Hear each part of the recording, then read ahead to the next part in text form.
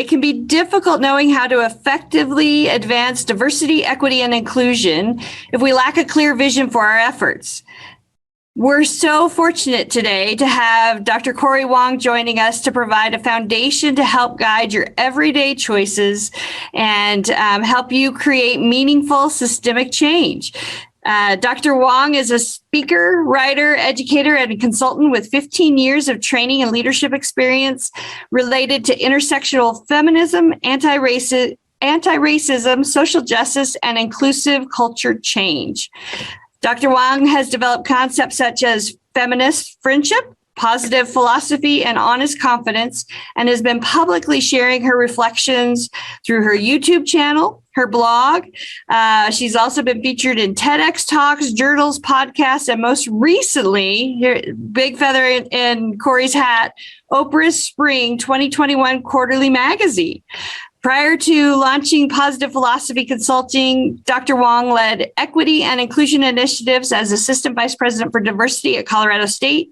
And she has earned a dual title PhD in philosophy and women's studies from the Pennsylvania State University. We're so fortunate to have a leader like Cori in Northern Colorado, but especially the fact that she's willing to share her talents and her insights with us today at the Healthcare in Your Future Summit. Welcome, Dr. Wong. Thank you so much, Anne. Hi, everyone. It's so nice to be here with you today. I want to extend a special thank you to the organizers and sponsors of the summit and for the invitation to be able to connect with you all through this event. So as Anne mentioned, my name is Cori Wong, and I was asked to share some insights around doing diversity, equity, and inclusion work, which I'll call DEI, and challenge how we think about DEI in the healthcare system. But I wrote this with the intention of it being applicable to anybody working within any system. So I am not in and of the healthcare system, but I think I'm up for the task, and I'm excited to share a couple of nuggets of wisdom to get you thinking about how you can work for progressive, equitable, and inclusive change that supports the well-being of our communities. So with just 25 minutes or less, actually, we can't get too deep. So I ask for your commitment first, right from the start, to take what bits I will offer you into your own future reflections and conversations. Before I share some fundamentals about how I think we can approach DEI work, I want to provide a little bit more background so you know where I'm coming from, beyond what was just shared in the biography. I have some experience leading diversity, equity, and inclusion efforts as an administrator and a consultant for the past 8 years, which means that I've worked with committees, entire departments, national associations, executive leaders, and some grassroots employee efforts in higher ed across nonprofits, foundations, and corporations. So what I have to share about creating systemic culture change is grounded in patterns that I've tracked from across all these different contexts, sectors, and perspectives.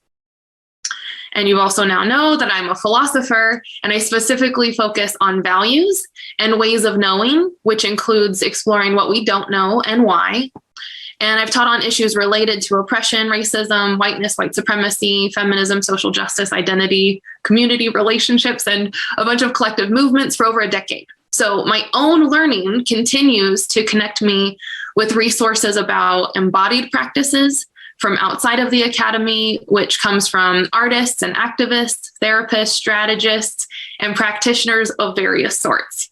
So the idea here is that this is coming from a broad swath of experience and inputs, and what I'm really excited to share with you all about.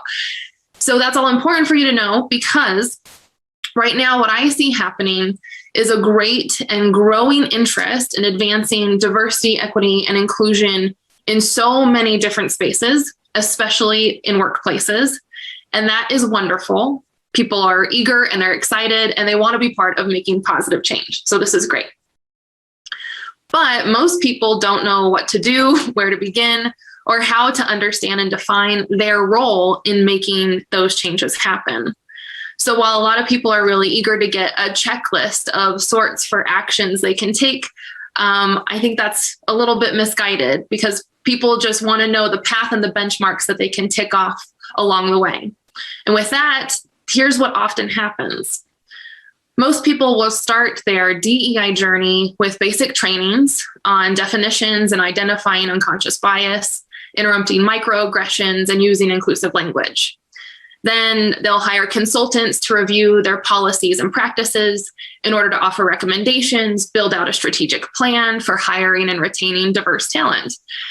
Leaders then will communicate with aspirational statements. Organizations may hold forums for dialogues around sensitive issues.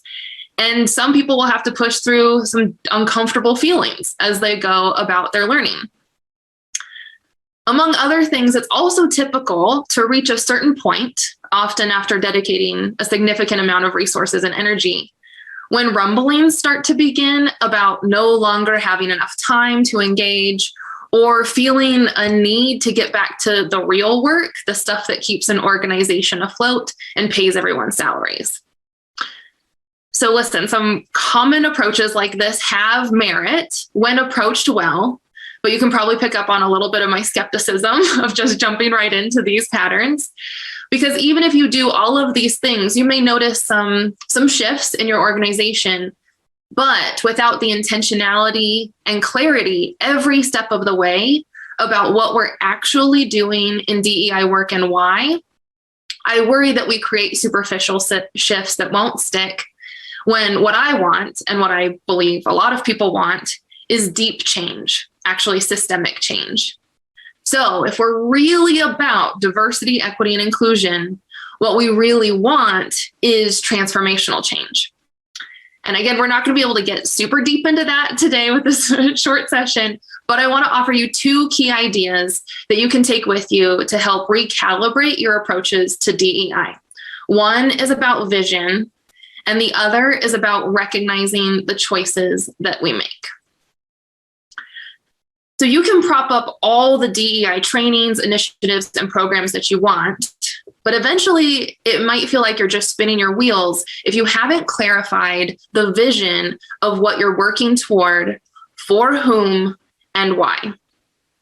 So I invite you to set aside some time to think about what you're working toward, for whom, and why. Most DEI efforts aren't this explicit, especially in the workplace. But if we want equity, like racial equity, gender equity, we have to be against racism and sexism, which is to say, we have to be against oppression, which is to say, we have to acknowledge that present in our work and our organizations and our systems are various forms of oppression. So if we're willing to acknowledge and address the fact that some people have been unfairly excluded, disadvantaged, and even harmed by our systems and ways of doing things, historically and presently, then that is to say we want justice.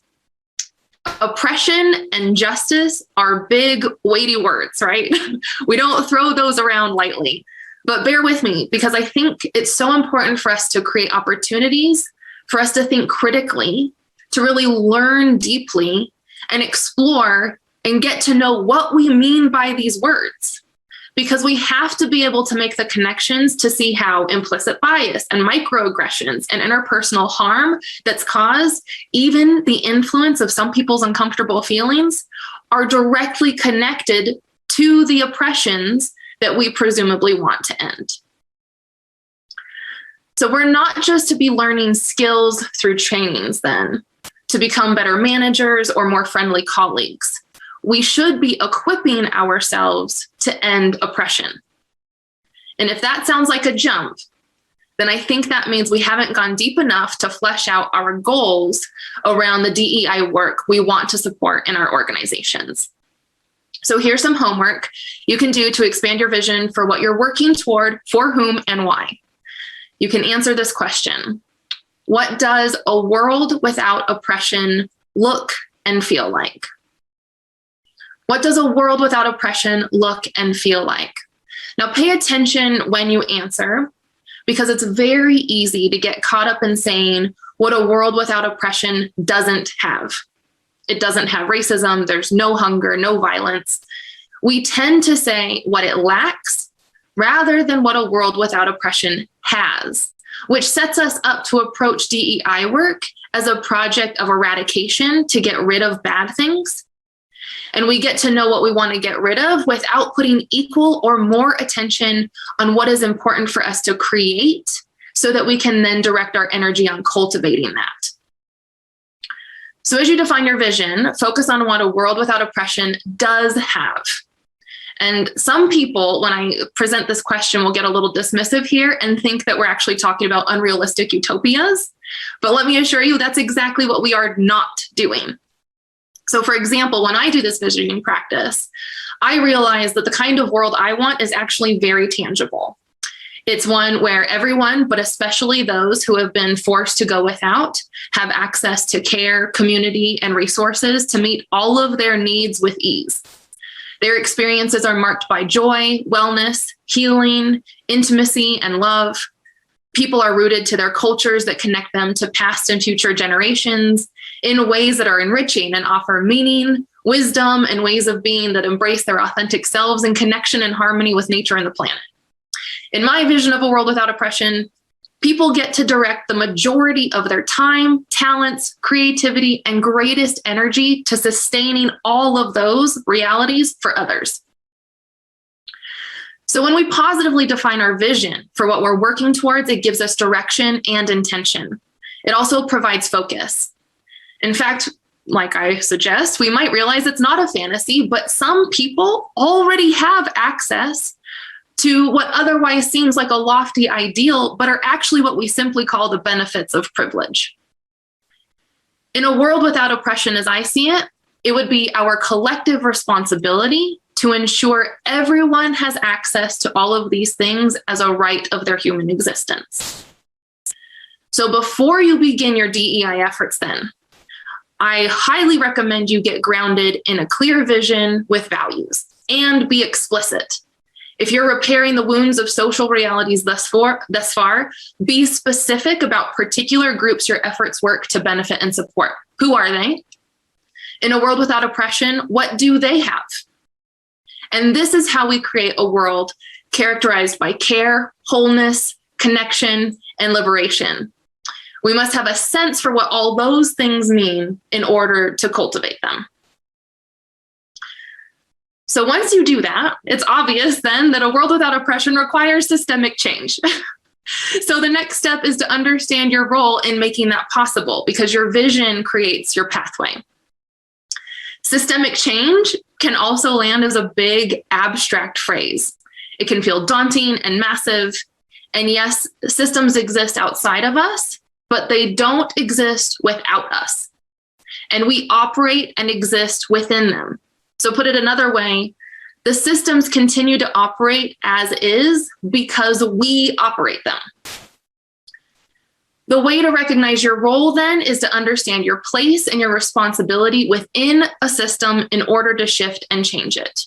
As part of the system, you have to care enough to be willing to change, maybe yourself, your assumptions, your actions, and even maybe your role in advancing this work.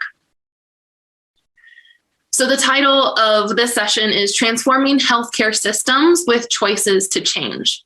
Because what I've seen is that the culture of organizations and all of their attending policies, practices, and structures, for better or worse, are what they are because of the choices people have made. With this in mind, I want to offer this phrase so you can discern your role in transforming whatever system you're working within, okay? Systems are upheld by people with decision-making power who make choices. In my experience trying to shift culture and change how things get done, we talk about needing to identify barriers and obstacles.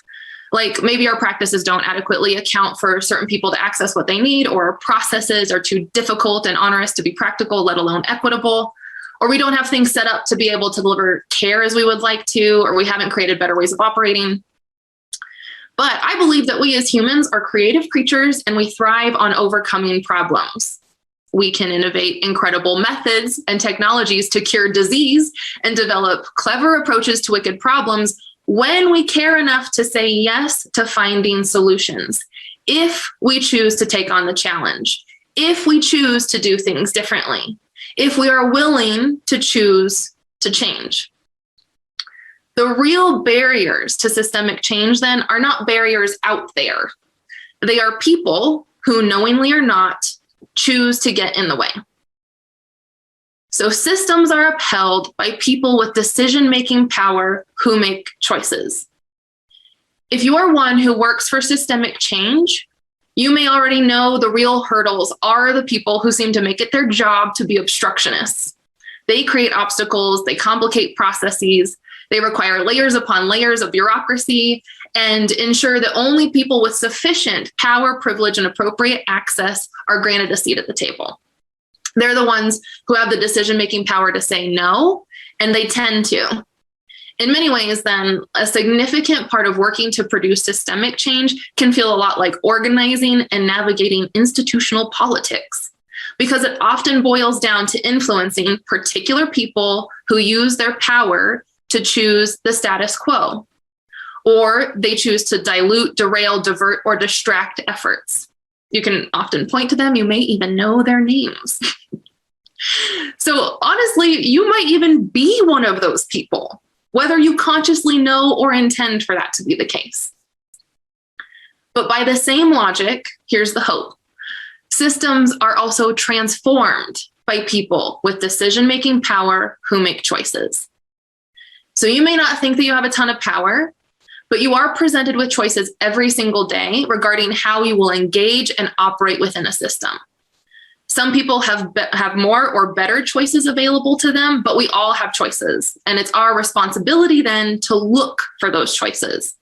So maybe you choose to speak up. Maybe you choose to ask a critical question. Maybe you choose to adjust the criteria and assumptions that are baked into your practices. Maybe you choose to reallocate funds in your budget, or depending on your specific role and location, maybe you just choose to learn more about the concrete needs of those your DEI efforts aim to support. Maybe you choose to deepen relationships with people across differences in identity and experience. Or maybe you choose to not hinder progress by simply getting out of the way. I believe we all have the opportunity to make different choices right where we are within our own sphere of influence. In fact, because we often are most equipped to address the problems that we're closest to, you probably already see where things could be done differently. And if not, then your first choice needs to be figuring out how to identify those opportunities for change that exist around you. But this is an important note. It's unrealistic to ask someone outside of your role to identify what should be done and how to approach it, when by virtue of how things are set up, those folks are necessarily less informed about the ins and outs of what you do and where you have influence. And it's irresponsible for someone like me or a consultant or a trainer to offer more pointed recommendations if they haven't developed a sufficient understanding of what you're actually doing. So instead of being, desiring, give us a pathway, just tell us what to do, I want to shift our thinking to emphasize that it's our responsibility to recognize we already make choices every single day. We choose how we do things by choosing to go along with it, or by choosing to explore alternative routes to make things different. So again, you may be thinking, but I don't have the power to implement these sweeping changes, and I totally hear that. And yes, I agree. It's very helpful to have active support from senior leaders, but anyone can choose to be a change agent. And you can start small right where you are. You can choose to support those who are working for inclusive and equitable change, because you don't have to be the one out front leading the way. You can choose to back others up. You can choose to dedicate your time and effort to supporting their efforts. So I'll say it again. Systems are transformed by people with decision-making power who make choices that help us collectively get to yes, who focus on removing barriers and clearing pathways to help people accomplish their goals. Systems are transformed by people who use their decision-making power and choose to make it easier for those who have been excluded by current systems to get what they need. So if we approached our jobs within a system like the healthcare system or any other system you work in, and chose our actions based on what would make it easier for people to get what they need, I believe we'd see how tenable systemic change actually is. When we own that we're responsible for facilitating this ease among those with whom we interact or serve or impact, the steps that we can take will start to reveal themselves. So once we have a clear understanding of and commitment to our vision, it's easier to see how all of our choices function like little steps toward systemic change. It's not just one choice, one way to engage, and then we check that box and say we did it. It's challenging ourselves to see the tens or hundreds of choices we make rather than taking anything for granted about how systems function. Set against the backdrop of a vision for justice or liberation or a world without oppression, we make our choices together, collectively, in different places, but in the same direction in order to transform what and how things get done. So even if we can't change everything right now, it may take some time. Progress still happens when we recognize that next step, the one that will get us that much closer. And when we choose to go there, finding better alignment in all of the choices that we make every day. So my hope for all of you is to work on your vision, articulate a full picture of what our realities could look like otherwise, be explicit about what, for whom, and why to fill out your understanding of a world without oppression. And then revisit it. Let it center and ground you. Use that vision as a reminder to keep you motivated. And then as you engage in DEI work, use it as your compass to assess if you're actually moving in the right direction. Then intentionally locate yourself within the systems that your actions help operate and maintain. Become aware of the choices you make that uphold that system, and commit to consciously making small choices every day that say yes to doing things differently from right where you are. It's hard for one person to change the entire system, but when we all do it, we embody the system that necessarily becomes transformed and changed. So good luck. Thank you all. Again, my name is Cori Wong from Positive Philosophy Consulting, and I so appreciate being able to be here with you all today. Thank you, Cori Wong, for joining us today. Just such fantastic insight, challenging ideas, and just so fortunate to have you as a thought leader here in Northern Colorado. We're working hard to try to pull Dr. Wong's work into our work as a chamber and opening the door for resources to help you and your organizations take on this incredibly impactful and valuable issue. So thank you again for joining us today. We're going to do another shout out just before we jump to our next topic, and that's to another one of our gold level sponsors, and that's UC Health. Again, we could not produce this event for you, our community, without these incredible sponsors. Join me in learning a little bit more about UC Health. To say that last year was the most daunting and trying year we have ever faced as a healthcare system would be a significant understatement. As the pandemic swept into our state and started to fill our facilities with critically ill patients, everything changed for every one of us. But throughout the whole year, one thing kept spreading that couldn't be stopped. Kindness. We saw kindness every single day. Between friends, coworkers, staff, and patients, and oftentimes perfect strangers. Whether a grand gesture that impacted a large group or an intimate moment between two people, every single act of kindness was needed at that very moment because it provided strength, energy, and hope. And it let people know that they weren't in this alone. Kindness is healthcare. Kindness improves lives. Kindness is extraordinary. And every moment that every one of you selflessly puts someone else ahead of yourself is a moment that helped make 2020 a profound year of kindness. One. Thank you again to UC Health for your incredible support of not only this event today, but the chamber in general, and again, for making our community a better place.